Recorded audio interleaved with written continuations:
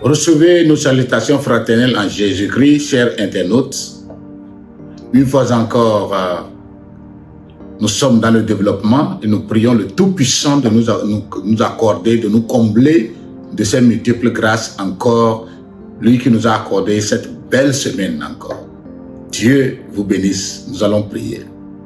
Reçois la gloire et l'honneur, notre Père et notre Dieu, pour la grâce que tu nous donnes, pour ton amour insondable et infini, manifesté à l'endroit des hommes. Tu nous as permis, Seigneur, d'entamer une nouvelle semaine, que nous mettons à tes bons soins. Nous demandons que tu veilles sur nous, tu nous bénisses et tu étends nos limites.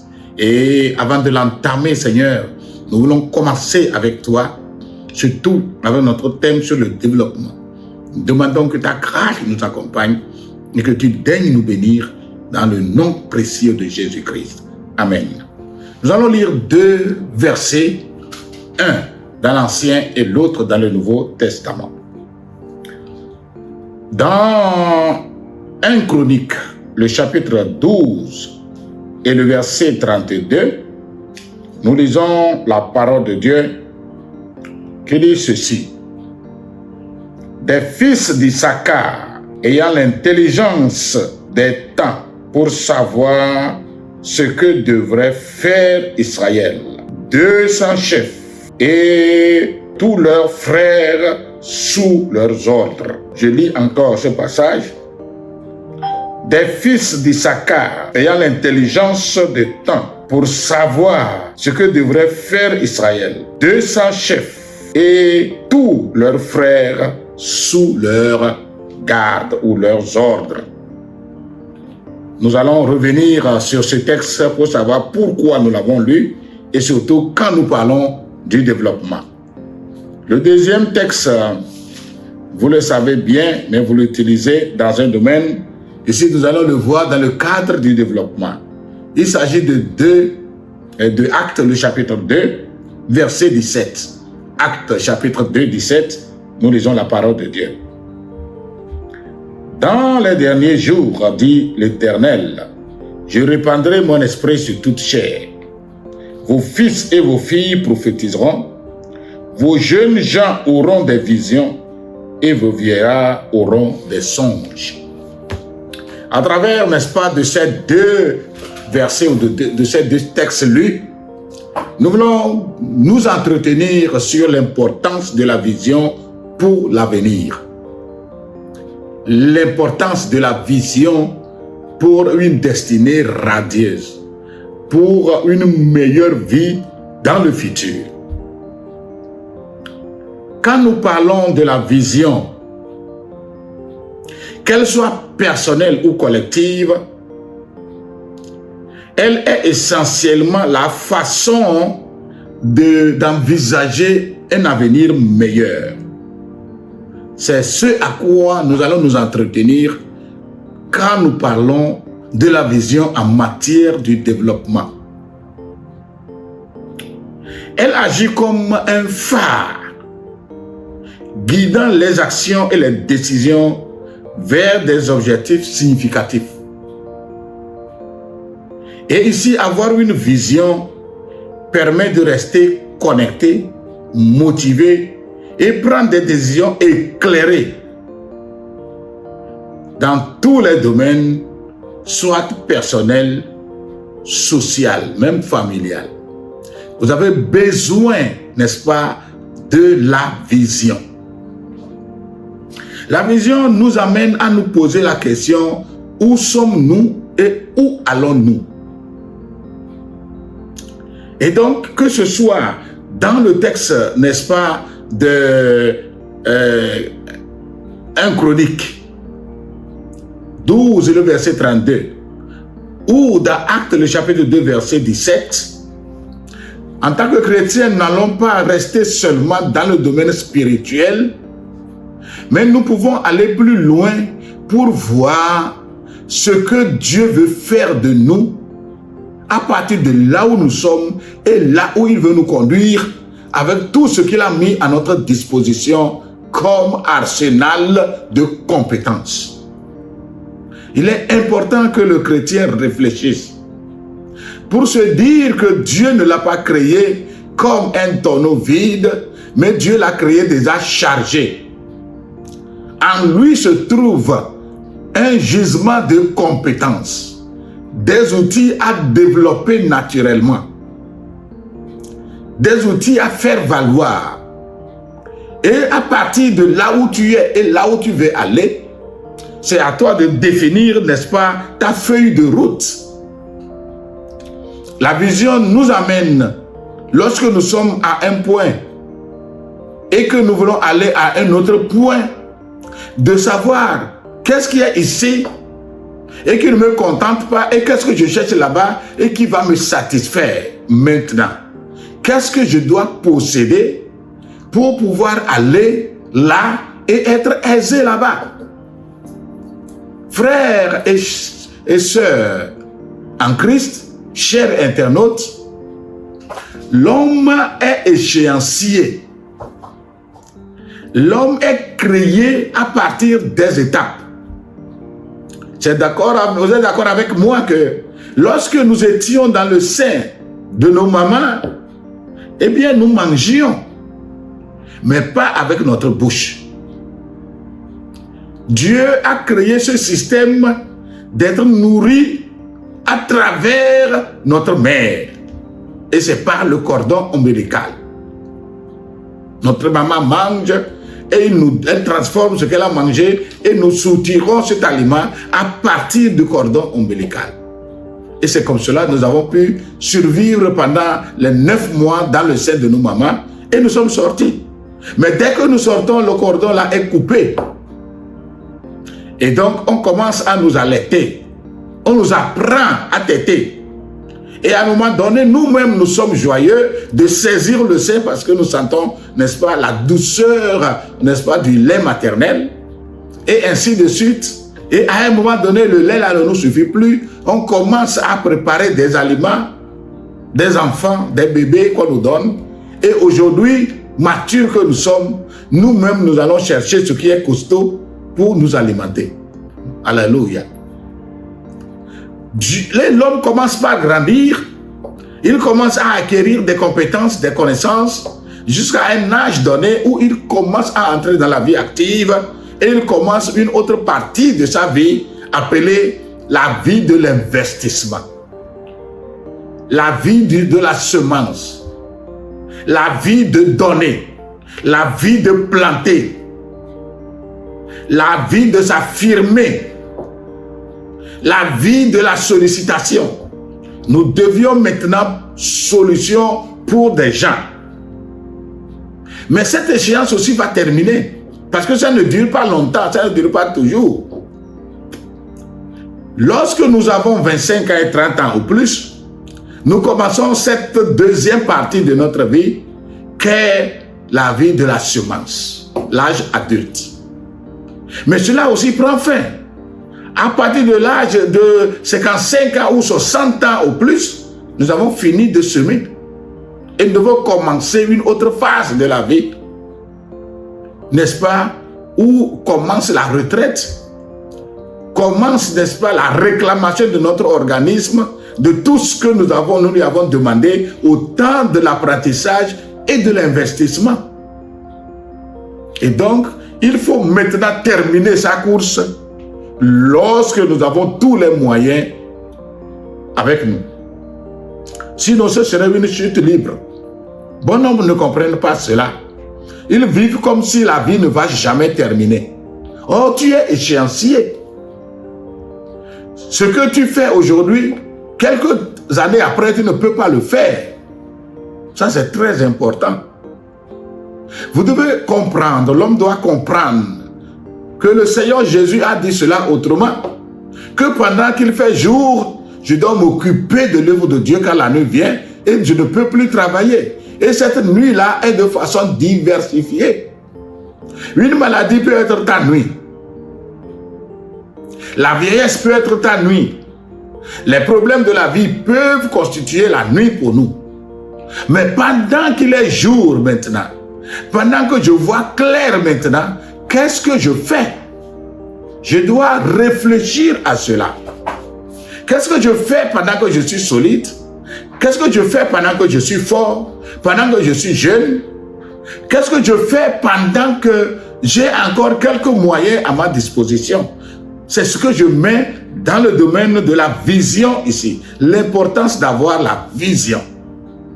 À un moment donné de sa vie, jeune ou mature, nous devons nous dire des vérités à nous-mêmes. Un temps viendra et je ne peux plus avoir ce que j'ai. Les opportunités que j'ai aujourd'hui, je ne peux pas les avoir.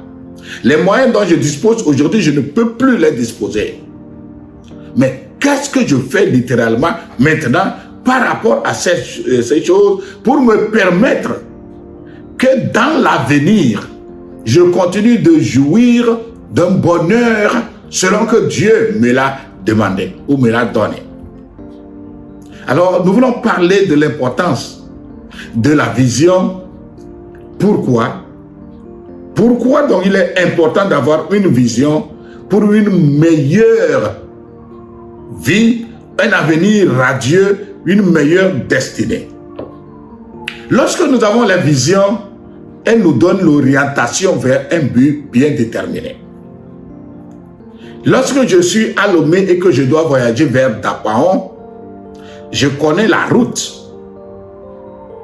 Je connais la route. Si je ne connais pas, je dois demander quel chauffeur va à Dapaon. Je ne peux pas arriver à la gare routière et prendre la route d'Aneho et pour parvenir au Bénin, soit disant que je vais à Dapaon.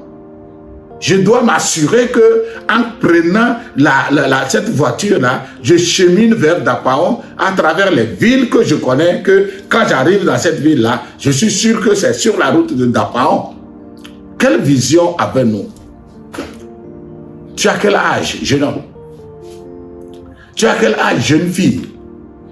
Dans 5 ans, 10 ans, 20 ans, 30 ans, quel nom veux-tu qu'on te donne? Aujourd'hui, tu es étudiant. Aujourd'hui, tu es apprenti. Aujourd'hui, tu viens de te marier. Aujourd'hui, tu as commencé un travail, mais tu es en location. Tu es en moto. Qu'est-ce que tu penses? Quelle vision as-tu pour ton avenir dans 10, 15, 20, 30 ans, s'il te plaît? Est-ce que tu as une fois réfléchi? Cela doit, quand tu arrives à te dessiner une vision claire, comme les phares d'une voiture, ça te conduit vers un but que tu dois comprendre et accepter.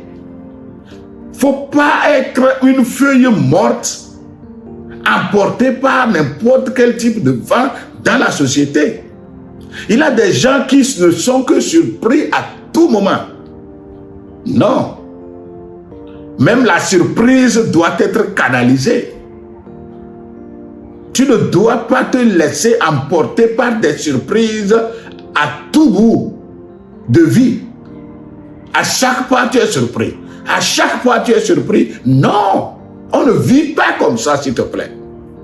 On ne vit pas comme ça, pasteur. On ne vit pas comme ça, diacre. Quand vous dirigez aussi une église, ne vous laissez pas dans la surprise de cette église. Ayez une vision pour l'église. Ayez une vision pour la famille. Ayez une vision pour votre propre vie. Ayez une vision où vous voulez atterrir. Comment voulez-vous atterrir? Quel nom voulez-vous qu'on vous donne? Parce que très bientôt là, tu as 30 ans aujourd'hui, bientôt on ne t'appellera plus un jeune de 30 ans. Tu auras 40 ans très bientôt, 50 ans très bientôt. Les jours passent si vite. Tu dois dessiner aujourd'hui là où tu veux aller demain. Planifie. En attendant que tu dises que le Seigneur fasse ta volonté, c'est que tu as planifié quand même. Après ta planification, tu laisses cette planification entre les mains du Seigneur pour dire que ta volonté soit faite. C'est comme cela. Vous allez trouver des gens, ils n'ont jamais dessiné la trajectoire de leur vie, là où ils sont et là où ils veulent aller. Ils n'ont jamais réfléchi. Aujourd'hui, je suis à vélo. Dans 5 ans, je vais avoir une moto. Dans 10 ans, je vais avoir ma maison personnelle. Parce que très bientôt, j'irai à ma retraite. Et quand je serai à la retraite, je vais être dans cette condition. Mon frère, tu ne dois pas continuer de vivre comme cela. On dit souvent, petit à petit, l'oiseau fait son nid, non? L'oiseau sait que très bientôt, il va commencer à pondre des œufs. Les œufs ont besoin d'un nid plutôt. Ces œufs-là doivent être couverts et éclore, n'est-ce pas, des oiselets. Il connaît tout ça là. C'est pourquoi il fait petit à petit son nid. Qu'est-ce que tu fais aujourd'hui? Comment es-tu en train de préparer ton avenir et l'avenir de tes enfants? Tu ne dois pas me dire que tu vis dans une situation difficile. Tout le monde vit dans la situation difficile, mais ils ont des objectifs. Et des gens ont atteint leurs objectifs. Pendant que toi, tu cries que c'est difficile, quelqu'un est dans cette difficulté, il a fait sa vie. Je ne sais pas si vous me comprenez. Quelqu'un là, il est dans cette difficulté. La même difficulté là que tu dis là. Quelqu'un est dans la même difficulté, mais il a fait sa vie. Et aujourd'hui, il a un avenir meilleur. Toi, tu es dans quelle difficulté? Tu es sur quelle planète et ta difficulté a dépassé tout le monde? Tu peux. Alors, ici, je t'encourage à avoir une vision parce que grâce à la vision, et c'est par la vision que tu seras orienté vers ton objectif. Deuxième raison pour laquelle il te faut une vision, parce que la vision motive et donne la persévérance. Sans vision, tu ne peux pas être motivé. Vous allez trouver des gens, quand je passe dans les quartiers, je trouve des jeunes très tôt le matin en train de jouer du ludo, ou du sipa, ou des citrons. Je vois des gens s'amuser, ils sont là, ils ne cessent de critiquer. Mais tu critiques bientôt, il sera midi et tu auras faim. Tu vas chercher à manger. Bientôt, la fin du mois va arriver et le ton maisonnier va te demander l'argent du loyer. La critique ne va pas payer cela. Des gens sont là, ils ne savent que parler, critiquer. Mais en critiquant, celui-là que tu critiques, lui, il continue d'évoluer. Il continue de travailler. Au lieu de critiquer, arrête et commence à faire quelque chose. Commence à planter quelque chose. Je ne sais pas si je vous parle. Partout où vous êtes, vous pouvez être détenteur d'une vision et concrétiser cette vision. Je me souviens, je prêchais sur le développement dans une église et j'avais un fidèle qui était en train de faire le campus. Après, il est venu au bureau pour me dire, mais pasteur, ton message m'a touché. Je pense m'orienter vers le champ. Je dis, ah bon, tu fais quoi au campus? Il m'a dit, il était pratiquement en deuxième année. Il dit, je pense m'orienter vers le champ. Est-ce que tu peux m'aider? Je dis, oui, je peux t'aider si tu veux faire vraiment le chant. D'abord, tu dois comprendre que tu dois trouver une fille qui aime aussi le chant comme toi. Parce qu'en tant que jeune, tu ne peux pas faire le chant sans femme. Il dit, oui, je le peux. Je dis, ok, je l'ai essayé quelque part. En un rien de temps, il m'a présenté ce qu'il a produit. Et littéralement, je l'ai amené sur un autre domaine de plus de 10 hectares. Et là, il est là-bas. Et récemment, il est venu me présenter sa fille qui va marier. Et il est en train de faire, n'est-ce pas, son bonhomme de chemin dans le domaine agricole. Il était au campus. Mais il s'est orienté pour l'agriculture. Tu comprends un peu? Tout le monde n'est pas destiné pour faire la ville. Tout le monde n'est pas destiné pour être dans les bureaux. Tout le monde n'est pas destiné pour aller en Europe. Chacun a un lieu où le Seigneur le destine et à partir de là, tu vas faire ta vie. Quand Joseph avait la vision de Dieu, qui deviendra le chef de sa famille, il n'avait pas eu l'idée que c'est en Égypte, c'est en esclavage que cela pourrait avoir lieu. Et pourtant, c'est quand il était là-bas que les choses ont été rapidement en sa faveur pour qu'il devienne premier ministre d'Égypte. Et Israël est allé là-bas. Et c'est là où il a été, n'est-ce pas, nommé premier ministre. Et il a amené sa famille. Et c'est de là qu'Israël a été couvé nation. Littéralement. Vous comprenez un peu? Quelqu'un doit émerger à partir d'un lieu donné. Maintenant, si vous avez vos projecteurs, vous tous, vers l'Occident, sans penser que ici en Afrique, ici au Togo, il y a des lieux où le Seigneur vous veut pour que à partir de là, vous puissiez devenir des premiers ministres, eh bien, vous allez perdre tout votre temps à critiquer et vous n'aurez rien du tout. J'aimerais interpeller quelqu'un, l'amener à comprendre que il nous faut une vision parce que c'est grâce à la vision que vous aurez un objectif bien orienté. C'est grâce à la vision que vous aurez une bonne motivation et une persévérance. Vous devez être motivé par rapport à votre objectif et vous devez persévérer parce que la vision n'est pas sans obstacle. La vision, il n'y a jamais de vision sans obstacle. Il a l'opposition à la vision ou à la concrétisation de la vision. Et donc, vous serez motivé et vous devez avoir, n'est-ce pas, de la persévérance pour pouvoir continuer. Le troisième élément que j'aimerais mentionner sur le pourquoi vous devez avoir la vision, c'est la prise de décision pour atteindre ma vision. Vous voyez les athlètes, ils ont la vision. Ils ont la ligne de départ et la ligne d'arrivée. Et en courant, ils prennent la décision de tout braver pour arriver. Ils prennent la décision lors de leur entraînement de tout se débarrasser, de tout émonder en eux. Ils se débarrassent de tout et ils se focalisent vers l'entraînement pour obtenir le succès escompté. Vous devez prendre la décision. Si vous avez la vision et vous voyez l'objectif de votre vision, il vous faut une bonne dose de décision. Décision pour ne pas se laisser encombrer par n'importe quoi. Décision pour ne pas s'attarder à n'importe quel coin de route. Décision pour ne pas se laisser distraire par quoi que ce soit. Vous savez, dans une vision, il y aura des critiqueurs de la vision. Il y aura des dénigreurs de la vision. Il y aura des décourageurs de la vision. Vous allez trouver tout un monde sur votre route. Allez demander à David, quand il voulait affronter Goliath, qu'est-ce qu'il n'a pas eu sur son chemin? Mais il avait la vision, il comptait sur Dieu et il savait que c'est possible qu'il décapite la tête de Goliath. Et grâce à sa vision, il l'a fait. Frère, tu as une vision. Sœur, tu dois avoir une vision. Tu dois maintenant comprendre quelle est ta vision, ce que tu veux, le nom que tu veux qu'on te donne. C'est toi, c'est à toi de déterminer ton nom. Ne laisse pas quelqu'un te donner, te fabriquer un nom. Mais toi-même, dis-toi que d'ici 5 ans, voilà le nom que j'aurai.